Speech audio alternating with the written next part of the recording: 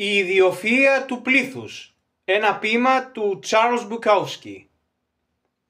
Υπάρχει αρκετή πανουργία, μίσος, βία και παραλογισμός στο μέσο άνθρωπο, που αρκεί για να προμηθεύσει οποιοδήποτε στρατό μια οποιαδήποτε μέρα.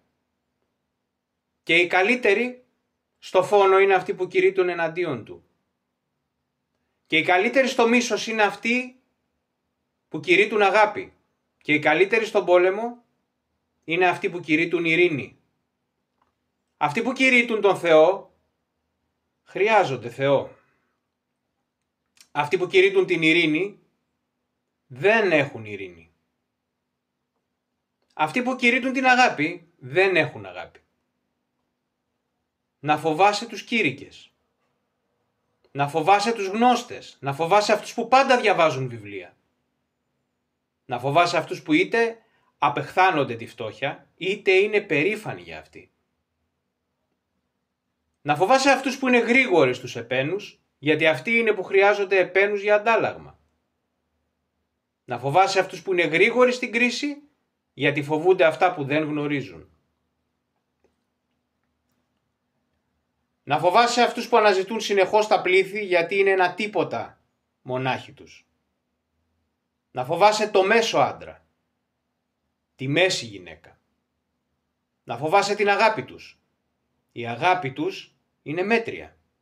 Αναζητά το μέτριο. Αλλά υπάρχει ιδιοφυΐα στο μίσος τους. Υπάρχει αρκετή ιδιοφυΐα στο μίσος τους για να σας σκοτώσει. Να σκοτώσει τον καθένα. Δεν μπορούν τη μοναξιά. Δεν καταλαβαίνουν τη μοναξιά. Θα προσπαθήσουν να καταστρέψουν οτιδήποτε. Οτιδήποτε διαφέρει από αυτούς. Μη μπορώντας να δημιουργήσουν τέχνη, μη μπορώντας και να την καταλάβουν. Θα θεωρήσουν την αποτυχία τους στη δημιουργία ως μία αποτυχία του κόσμου όλου. Μη μπορώντας να αγαπήσουν πλήρως, θα θεωρήσουν και την αγάπη σου λειψή και θα σε μισήσουν γι' αυτό. Και το μίσος τους θα είναι τέλειο. Σαν λαμπερό διαμάντι. Σαν μαχαίρι. Σαν βουνό. Σαν τίγρης. Σαν κόνιο. Οι τελειότεροι των τεχνών τους.